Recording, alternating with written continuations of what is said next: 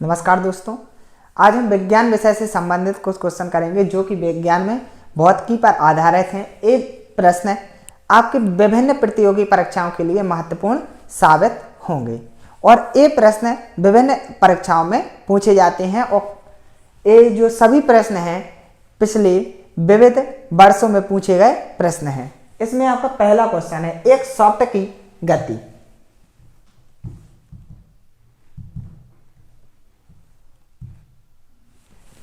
Question है आपका, एक सॉफ्ट की आवर्तन गति को निर्धारित करने के लिए का इस्तेमाल किया जाता है। तो इसमें देखिए, सबसे पहले हमें जो ऑप्शन है, सभी ऑप्शन दिए गए हैं तो हमें पता होना चाहिए किसका किस में उपयोग किया जाता है। पहला है स्पीडोमीटर। स्पीडोमीटर का उपयोग किया जाता है वाहनों की गति का पता लगाने के लिए। किसका? वाहनों की गति का पता लगाने के लिए किया जाता है। दूसरा क्या है आपका? एनीमोमीटर। एनीमोमीटर किया जाता है वायु का वेग पता करने के लिए। क्या पता करने के लिए? वायु का वेग पता करने के लिए। क्रोनोमीटर। क्रोनोमीटर क्या किया जाता है? जल में या जलयान में। जलयान में समय का सही पता लगाने के लिए। किसका? समय का सही पता लगाने के लिए जलयान में क्रोनोमीटर का उपयोग किया जाता है। इसके बाद आपका नेक्स्ट आता है क्या?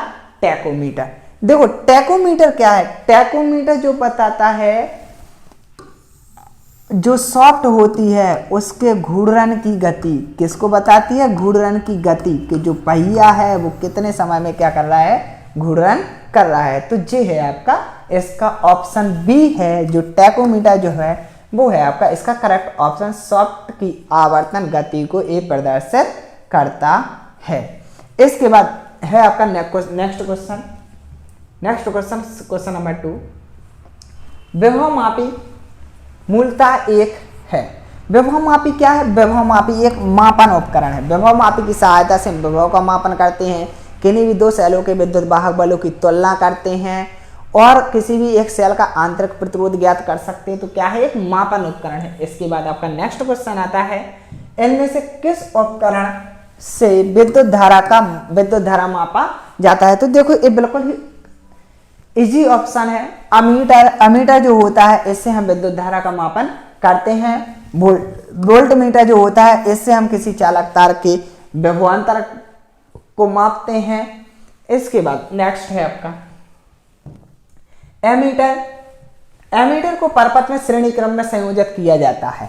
आपका बिल्कुल सही है। अमीटर को हमेशा किसी परपथ के साथ श्रेणी क्रम में लगाया जाता है और वोल्ट मीटर को परपथ के साथ समांतर क्रम में लगाया जाता है।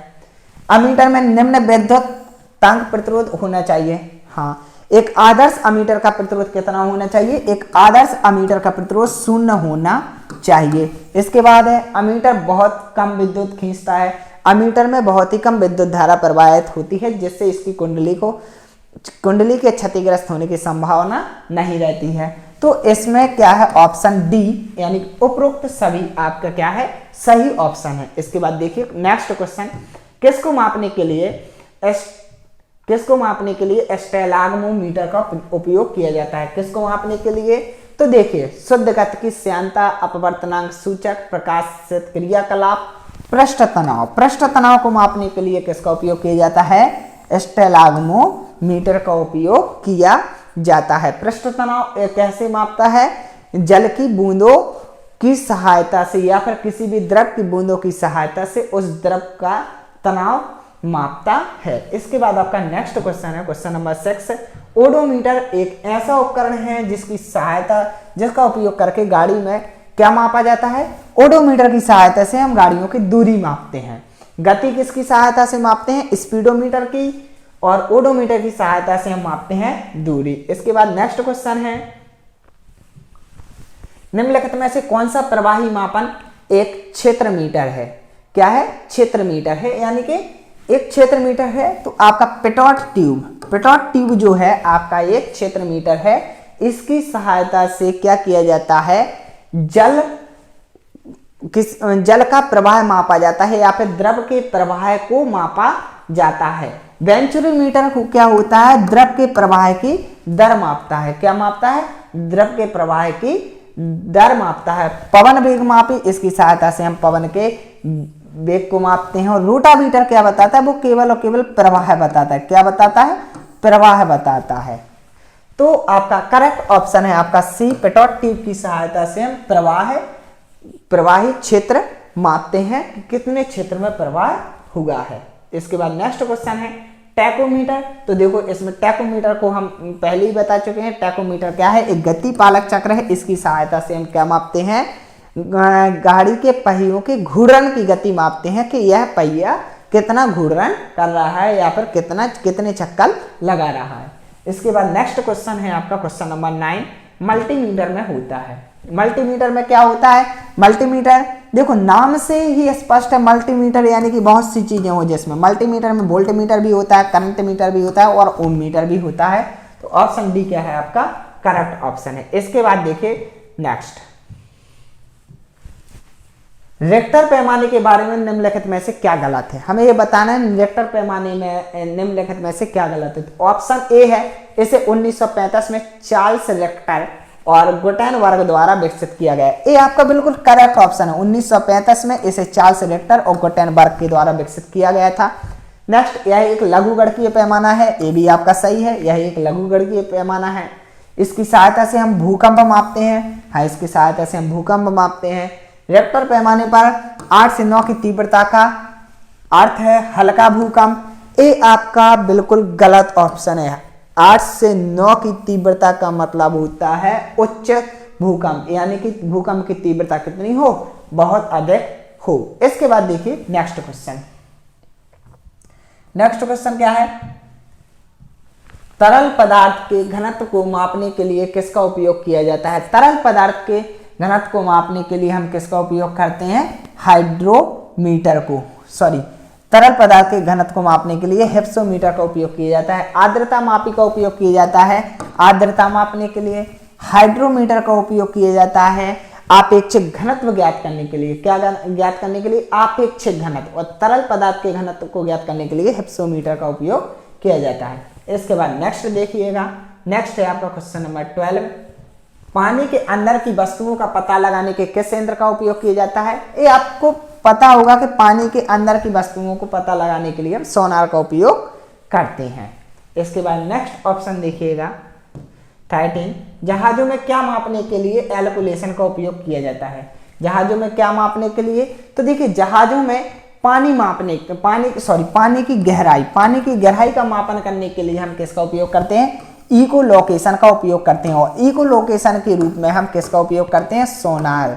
और सोनार क्या है, एक इको लोकेशन प्रणाली है। कौन सी प्रणाली है, इको लोकेशन प्रणाली है। इसके बाद नेक्स्ट देखिएगा आपका 14, दूध के घनत्व को निर्धारित करने के लिए, तो इसमें तो आपको पता ही होगा दूध की शुद्धता को किसके द्वारा मापा जाता है, लैक्टोमीटर के द्वारा मापा जाता है। तो लैक्टोमीटर क्या है आपका करेक्ट ऑप्शन है। इसके बाद देखिए नेक्स्ट, ऑटोमोबाइल में यात्रा की दूरी को मापने के लिए निम्न में से किस उपकरण का उपयोग किया जाता है। तो जब भी देखिए दूरी मापी जाती है तो दूरी किसके द्वारा मापी जाती है, स्पीडोमीटर के द्वारा वाहन की गति मापी जाती है और दूरी मापी जाती है ऑडोमीटर के द्वारा। किसके द्वारा, ऑडोमीटर के द्वारा वाहन की गति को मापा जाता है। इसके बाद नेक्स्ट है आपका क्वेश्चन नंबर 16, किसी वोल्टमीटर का उपयोग मापने के लिए किया जाता है। क्या मापने के लिए किया जाता है, विभवांतर मापने के लिए वोल्टमीटर का उपयोग किया जाता है। इसके बाद नेक्स्ट, गैल्वेनोमीटर का उपयोग किया जाता है। गैल्वेनोमीटर का उपयोग क्या मापने के लिए किया जाता है, गैल्वेनोमीटर यानी कि धारा मापी। तो धारा की दिशा का पता लगाने के लिए इसका उपयोग किया जाता है। देखो ध्वनि की दिशा का पता लगाने के लिए नहीं किया जाता, ना ही प्रकाश चुंबकीय प्रेरण, ना ही प्रकाश की दिशा, किसकी, धारा की दिशा ज्ञात करने के लिए। इसके बाद देखिएगा क्वेश्चन नंबर नेक्स्ट है आपका क्वेश्चन नंबर 18, क्या है आपका वह उपकरण जिसका उपयोग मोटर गाड़ियों में त्वरण मापने के लिए किया जाता है, एक्सीलरोमीटर। एक्सीलरोमीटर का उपयोग किया जाता है मोटर गाड़ियों में या वाहनों में त्वरण का मापन करने के लिए किया जाता है। इसके बाद देखिए नेक्स्ट क्वेश्चन नंबर 19, हमने पहले ही बताया है इकोलोकेशन। इकोलोकेशन क्या है, सोनार। सोनार का क्या है, एक प्रकार है जिसको हम क्या कहते हैं, इकोलोकेशन कहते हैं। इसके बाद देखिए नेक्स्ट क्वेश्चन, नेक्स्ट है आपका 20, उस शब्द का चयन करना है जो तीसरे शब्द से उसी तरह संबंधित है जिस प्रकार दूसरा शब्द पहले शब्द से संबंधित है। तो क्या है, अमीटर विद्युत धारा। अमीटर की सहायता से किसका उपयोग किया जाता है, विद्युत धारा का मापन किया जाता है। तो ओम मीटर की सहायता से किसको मापा जाता है, प्रतिरोध को मापा जाता है। तो ऑप्शन सी क्या है आपका करेक्ट ऑप्शन है। इसके बाद देखिए नेक्स्ट क्वेश्चन नंबर 21 का प्रयोग हवा की शक्ति और वेग को मापने के लिए किया जाता है। तो एनीमोमीटर का उपयोग हवा की शक्ति या वेग को मापने के लिए किया जाता है। लैक्टोमीटर दूध की शुद्धता बताता है, थर्मामीटर तापमान, स्पीडोमीटर वाहन की गति। तो आपका ऑप्शन डी जो है वो है आपका करेक्ट ऑप्शन। इसके बाद देखिए नेक्स्ट क्वेश्चन, क्वेश्चन नंबर 22 निम्नलिखित में से किसमें केवल परमाणु होता है, दिशा नहीं होती है। तो संवेग क्या है, आपकी एक सदिश राशि, विस्थापन आपकी एक सदिश राशि है, बल आपकी एक सदिश राशि है, कार्य क्या है, एक अदिश राशि है। तो कार्य में केवल क्या होता है, परमाणु होता है, दिशा नहीं होती है। तो आपका ऑप्शन सी जो है कार्य आपका करेक्ट ऑप्शन है। इसके बाद देखिए नेक्स्ट देखिएगा। तो नेक्स्ट क्या है 23 निम्न में से कौन अधिक काम कर सकता है। कौन अधिक काम कर सकता है, घूमता होगा। तो सबसे पहले तो हमें पता होना चाहिए कार्य बराबर कितना होता है, बल गुणा विस्थापन। क्या होता है, बल गुणा विस्थापन। हम किस वस्तु से अधिक बल लगा सकते हो, विस्थापन भी अधिक होगा। तो देखो ये घूमता हुआ पहिया, इसका विस्थापन, एक गतिशील पत्थर, इसका विस्थापन, एक उठाया हुआ हथौड़ा, इसका विस्थापन, एक चलती हुई गोली। हम इन तीनों चीजों में बता सकते हैं कि इसमें चलती हुई गोली का विस्थापन अधिकतम होगा, यानी कि ऑप्शन बी जो होगा वो क्या होगा, आपका ये करेक्ट ऑप्शन होगा। इसके बाद देखिए क्वेश्चन नंबर 24 कार्य में क्वेश्चन है। देखो सबसे हम आपने जस्ट थोड़ी देर पहले आपको बताया कार्य क्या है, एक अदिश राशि है। जब कार्य एक अदिश राशि है तो कार्य में केवल और केवल क्या होता है, परमाणु होता है, दिशा नहीं होती है। तो कोई दिशा नहीं होती, केवल परमाणु होता है। आपका ऑप्शन ए ही आपका क्या है, सही ऑप्शन है। इसके बाद देखिए नेक्स्ट 25 20 न्यूटन का एक बल एक वस्तु को क्या है, 20 न्यूटन का एक बल एक वस्तु को 2 मीटर विस्थापित कर देता है और 20 जूल कार्य करता है। बल और विस्थापन के बीच का कोण बताना है। तो देखो यहां पर आपको पता होना चाहिए कि कार्य बराबर होता है एफ डी कॉस थीटा। क्या होता है, एफ डी कॉस थीटा। जहां पर एफ क्या है, बल है, डी क्या है, विस्थापन है। तो बल कितना, देखो कार्य कितना होगा, 20 जूल कार्य किया गया, बल कितना लगाया 20 न्यूटन का, विस्थापन कितना होगा 2 मीटर। तो और कॉस थीटा 20 से 20 कैंसिल, कितना है 1/2 बराबर कॉस थीटा। और कॉस थीटा में 1/2 की वैल्यू कितनी होती है, कॉस 30 की वैल्यू, सॉरी कॉस 60 की वैल्यू होती है 1/2।